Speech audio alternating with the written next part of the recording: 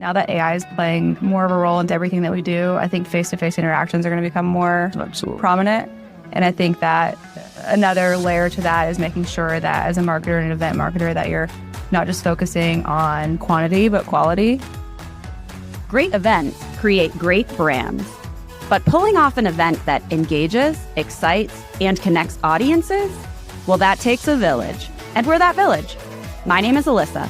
I'm Rachel. And I'm Felicia. And you're listening to Great Events, the podcast for all event enthusiasts, creators, and innovators in the world of events and marketing.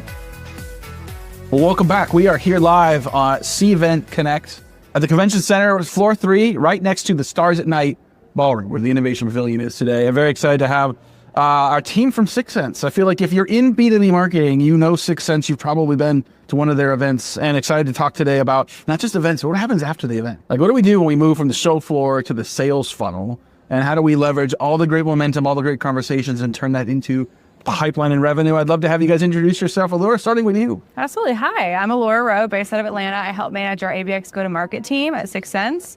I'm more so focused on the one-to-few and one-to-one activations within Sixth Sense. And then Ashley, you can introduce yourself. Hi, I'm Ashley Biggie. I'm our senior field marketer.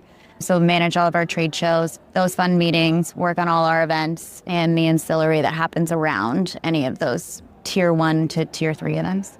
So I'm excited for this conversation. They're all great conversations, every one of them. Watch every episode. But this one especially because of what you guys are doing in the field, right? Everything from breakthrough to individual events to, to CMO breakthrough. Or you have to get the breakthrough event. You've got empowered. It's just an amazing amount of stuff. And so my first question is what happens after the bad scan? But some of these events, there isn't even a bad scan. Talk about the strategy you have for events, like objectives and the approach that leads to what you do today. Yeah, so our strategy is always to make sure that we're, first off, making sure that we're going after the right audience. Mm-hmm. Before we're going to any trade show, whether we have historical data or not, we're making sure that we're looking at the audience that's there and making sure they're relevant to us. So we're pulling not only the accounts and the ICP and making sure they're within there, but we're understanding where they're at in their buying stage. Mm-hmm. So if we're going to a trade show and everyone's an early buying stage account for us, and maybe we won't go as heavy, we'll do more educational pieces there, educate people on what we do, mm-hmm. versus if there's a ton of customers or late stage accounts that really need to get in front of a salesperson, maybe we'll invest more mm-hmm. in a meeting space to really get our sales reps in front. So It really just depends and starts with the audience and making sure that we understand and wrap our heads around the people that'll be there. I think about the audience sometimes vertically and horizontally, right? I think about it sort of like vertically in terms of like who's going to be in the room. Is it going to be the CMO? Is it going to be a director level sort of driving programs? Is it going to be someone who's like hands on keyboard with Sixth Sense on a daily basis? And then horizontally, think about like where they are in their journey, right? Yeah. That buying journey as well as the customer journey, both sides. How do you sort of like create a matrix around that and manage an event strategy that accommodates all of that? We look at, like Alura said, the audience, and we determine where they are in their buying journey, and also what, if they're customers and prospects, like how big and how meaty do the conversations have to be, and then we pick the type of activation around that. Mm-hmm. So for some of our trade shows, they are extremely customer heavy. So we do our Club 6 activation, mm-hmm. where we ensure that we're getting in front of our customers and allowing them to meet with our subject matter experts and having those conversations, while also doing dinners mm-hmm. and experiential one-to-one activations, all of the trade show activations that you have as well for getting in front of new customers and prospects. But when we are super customer heavy, we like to bring in those like, wow, surprise and delight moments. Yeah, I'm firsthand aware of just the quality and also the quantity of events that you guys produce on an annual basis. And I think for a lot of companies, it's easy to just white knuckle it through each event and move on to the next event. And that's a recipe for not getting a lot of benefit out of all the investment that you made. Talk about what it takes to build a really sort of event-centric strategy that capitalizes on the audience before and after the event itself. Yeah, so before we go to any event, I've lived in a world before I got sophisticated within my career where, you just see how many badge skins you can get at a trade show, and then you throw them all to the sales team, and it's mm-hmm. like, everyone follow up. That is not a world we live in any longer. Mm-hmm. We really strive to make sure that we have our pipeline even flowing in before we even get to a trade show. Mm-hmm. So we're looking at, like I said earlier, historical data. We're looking at speaker lists. We're looking at who's local to a city. Yep. We're not siloing ourselves just to people that are going to necessarily a trade show. We're really trying to figure out, while we're there, who can we get in front of? So It's multi-touch approach in terms of, like she said, if we're going to be in person at a trade show, or we're going to be doing a connect space outside of there, and really how are we going to engage them. The events are expensive. You want to make sure that you're getting the right people in the right seats. Yeah. That can be doing a lot of pipeline for you.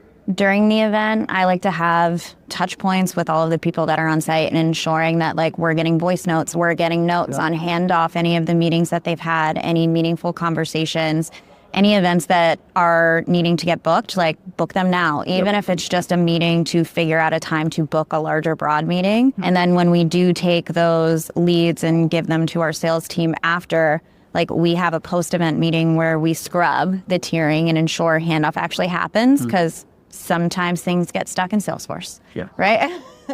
And then we are making sure that like they're consistently being followed up with, and then they are put into Cvent and tiered into their buying journey, where they're at. Are they a 6QA? And then that will determine whether or not it is one of our AI emails, one of a real person, the account owner. Like, how does that get filtered out? And making sure that those conversations are happening and doing check-ins, like you said earlier in your event, like right after the event, couple weeks after, what was that post-mortem, and then continuing to check on the ROI journey and making sure that like we do manual scrubs to make sure that attribution is happening to all of our events, because they're expensive. I think a lot of people also early in their event journey, it's super critical that you make sure that everything flows in dynamically and is automated, because whenever you're on a showroom floor, if you're tracking things in a spreadsheet or a form, whatever it might be, people are getting on flights, they're getting home, you have to get to your MOPS team, and then you get into your CRM. It's just delay. And like the touch point immediately after an event needs to be instantaneous, while also being personalized. No one wants a generic follow-up. You want to make sure it's either a product that is relevant to them or a pain point that's relevant to them that you're speaking to. And so all of that being automated is super critical and timely. Well, and you guys are great about drinking your own champagne, using Cvent to actually sort of triage and prioritize those different leads. But you mentioned like leads getting stuck in CRM. I imagine that's not a problem that happens to anyone else other than just us sitting on up here. Those next parts of the process, even sort of manually having to scrub lists, it's kind of the reality of a lot of programs right now. But what is the role of technology that you see now and moving forward to really help accelerate and automate pieces of that? Everything, badge scanning, tracking activity, triaging that, and sort of kind of bridging the gap between sort of the potential that those events have and the reality of actually having to execute them in sometimes a very manual way. Yeah, I think there are a ton of tools. Like for our meetings specifically, I've talked about this a lot here. We use Jiffle Now. If we're meeting with people before we get to a show, while we're at a show, or after, we're using that tool. Everything flows in with our CRM, and everything can be dynamically flowing into, maybe someone's not on site and they can see if someone checked in, they can see the notes on that activity. And then there are other tools out there that can capture leads as well that you can use. I know there's a handful of them in the market, but that as well is more timely than necessarily one that's not integrating with your CRM at the moment. I know they have lead capture capabilities within trade shows that you can purchase, but one that isn't already plugged in and has the appropriate filters that you're already using. That's right. Just gets you there in an even more timely manner. Yeah. Let's start talking a little bit about handoff. Like, so you run an event, you've got some data, you've got some engagement. Now there needs to be a follow-up, right? Who does that follow-up? Is it a marketing follow-up? Is it a sales follow-up? How do you prioritize that follow-up? How aggressive is that follow-up? When you think about sort of speed to follow-up as well as quality of follow-up, how do you build the playbook appropriately that not only respects the prospects and the customers, but also helps you drive and accelerate business value? Yeah.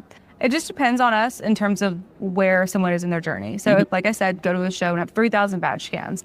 We aren't going to say, have fun, BDRs, have fun, sales reps. We are going to first put them in, make sure they're in our ICP, make sure that they are emailing appropriately. Our team does a back-end build on what our ICP looks like and making sure that things are emailing appropriately. But that's when our buying stage comes in next. We want only our BDRs and sales reps to really focus on ones that we call 6QA accounts, which are accounts that are in the right buying stage. They're showing enough intent data for them to want to have a conversation with the sales rep. No one wants to necessarily go on a first date with someone like right off the bat unless you get to know them a little bit or know a little bit about them. So it just depends on where they're at in their buying stage. And if someone is early adopter, maybe we'll throw them into a nurture. Maybe like Ashley said, we will put them into our AI agent emails and start to educate them more in what we do. So it just depends on where they're at in their journey.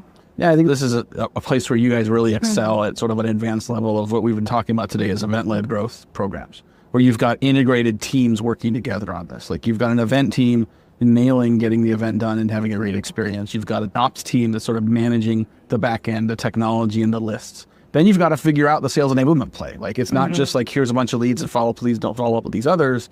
What does the sales enablement playbook look like? Like, how explicit do you get in terms of what to say, what to send, and how to engage with those prospects after an event? Pretty explicit. Yeah. I'm not going to do a good job of this. I mean, I think everyone's unique in this, but we make sure that we have sales loft templates that we use that are relevant to personas for follow-up. We make sure that we have dashboards built that will outline which reps have and haven't done follow-up, so we can track it down to a calling people out level, if you will. We also make sure that we have content that's relevant to them and that we have everything built out within our dashboards so they can just take a look at where check-ins happen, where no-shows happen, where attendance happens. So I think something that feels pretty basic to us, but I know is not, is we have an ABX deck that has pre-event, like all of the information that you need on a slide for that event. After the event, that slide flips to post-event, and here are all the resources for it. And that slide is linked in the notes that are uploaded into every single lead that comes out in Salesforce. And then also any of the notes from those meaningful conversations that we have on site.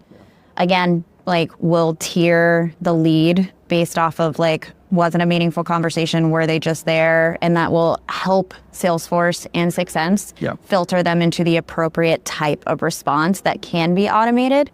And I think we're pretty hands-on with we also ensuring that they get all this stuff. Yeah. That's great. We also make sure that every single event or campaign that we do has a unique Salesforce campaign created, which is very, oftentimes the basics, but we have really done a good job at making sure our sales team knows where to tag opportunities appropriately.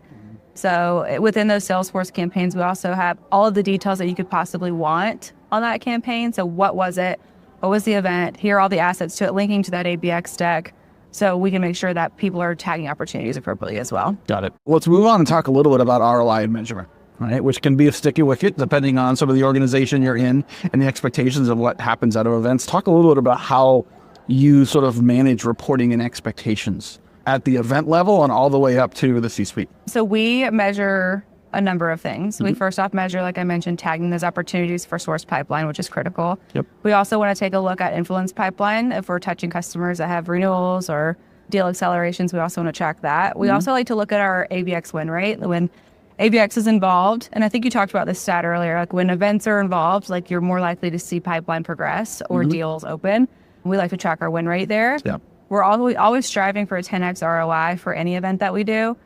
But to your point, how do you measure that up to C-suite? Like, especially if you've never done something before, how are you going to justify that? I think oftentimes you're often looking for the audience, back to the segmentation of who you're going to get in front of and making sure that the potential pipeline is there. But those are our key metrics that we're usually looking at. I'll add on to that. When we're doing these events, it's not just leads. It's not boost skins. Like we're calling out to our C-suite, what is that source pipeline? What is close one? And then what is influenced and any of the meteor activation. So how many meetings, how many like meaningful conversations happened? How many dinner attendees did we have? Things where there was that like quality interaction versus thank you for the sticker. To add a Sixth Sense plug in there, because it is truly what we do. Whenever we're pulling those segments to see who's going to be there before, we can see what buying stage they're in. But then afterwards, you can also pull what's called a segment performance report and see how you've progressed those accounts and how you've engaged with them and how the event has affected it. So that's another metric that you could take a look at and start to show the progression on. I've heard Sima, your SVP of marketing, publicly talk about this goal of getting 10x pipeline out of their event investment. The two things I like about that, one is that it's a very explicit number. It's a nice big number. It's not just focused on what happened at the event, but it really is focused on what happens after the event as well. And it assumes a body of work investment in that event. It's not just, we talked about this in our session earlier, it's not what you spend, it's what you're buying. Right. And it helps you sort of rationalize everything from the great work you guys do at Club 6, right? The activations outside of the show, which become not just a place to hang out, a destination, a coveted destination that really sort of helps promote the brand and also get more people to come and more people to engage. Attribution gets a little hard in that conversation, right? Because you can say, okay, we did this amazing thing at Forrester and, you've got a presence here at Cvent CONNECT and you've got the Club 6, but almost everybody that was at that event was also influenced by something before that and is likely to be influenced by something after that. What do the attribution conversations sound like internally when you're sort of understanding the impact and maybe the acceleration that events are having? Yeah, I think that attribution is, especially when it comes to branding, which is harder to necessarily get attribution tied to. I think that it all stems back to that audience you're getting in front of and making sure that you have the right people you're targeting. Yep. When it comes to deciding how big our brand is, if we're going to rent out a whole restaurant, do a Club 6, it all just depends, again, on the audience that we're getting in front of and making sure that there's the potential there. So, yeah. I think it depends on the type of event. For Club 6, where it is largely customers, we're looking at influence. Like, how much of this was influenced on the renewal? How much was influenced on that? If we're doing more direct mail campaigns for the event, that is more sourced. Like, did that direct mail help source? So the attribution can be like anything else, but it all depends on how you tell your story. Yeah. I mean, no one solved this problem, right? So attribution is hard, and I would argue that the better you're doing sort of an integrated motion like you guys are, the harder it is to answer that question. Yeah. But if you give me the choice of having better reporting or better results, I'll take better results all day long. 1,000%. Yeah. All right, we're wrapping up here with the A-team from 6 Sense. Again, this last question, I think, for each of you is, for people that are watching this, that are running events, whether they're event producers or event marketers, for the next step in their journey, what do you want them to know about how events are going to impact their business and should be impacting their business moving forward? I think that now that we talked about this at this conference a little bit, now that AI is playing more of a role into everything that we do, I think face-to-face interactions are going to become more prominent. And I think that another layer to that is making sure that as a marketer and an event marketer that you're not just focusing on quantity, but quality, which is where that segmentation I mentioned is important, making sure you're going after the right audience and making sure that the follow-up is done in a timely manner as well. So I think leaning into the more face-to-face interactions I think we're going to come into and the audience building as well. I agree. Ashley, bring us home. As we move more into agentic AI, I think that human interaction is just going to be so relevant. People are going to crave actual humans. Yeah. Like, do I know the difference between an actual human and an agentic AI? And I think that day might come. Yeah, that's been a huge theme for me just over the last couple of days. Just really, until the robot becomes the persona. Yeah. It's about the humans. And the more we can ignite that human spark, the more we can create that human moment, the more it's going to accelerate the relationships and the business results we want. Yeah. So Ashley and Alura, thank you so much for joining us today. Thank you, Matt. Thanks for having us. Always good to see you. Good to see you too. A-team. Yeah. A-team. Thanks for hanging out with us on Great Events, a podcast by Cvent. If you've been enjoying our podcast, make sure to hit that subscribe button so you never miss an episode. And you can help fellow event professionals and marketers just like you discover great events by leaving us a rating on Apple, Spotify, or your preferred podcast platform. Stay connected with us on social media for behind-the-scenes content, updates, and some extra doses of inspiration. Got a great story or an event to share? We want to hear from you. Find us on LinkedIn, send us a DM, or drop us a note at greatevents@cvent.com. Big thanks to our amazing listeners, our guest speakers, and the incredible team behind the scenes. Remember, every great event begins with great people. And that's a wrap. Keep creating, keep innovating, and keep joining us as we redefine how to make events great.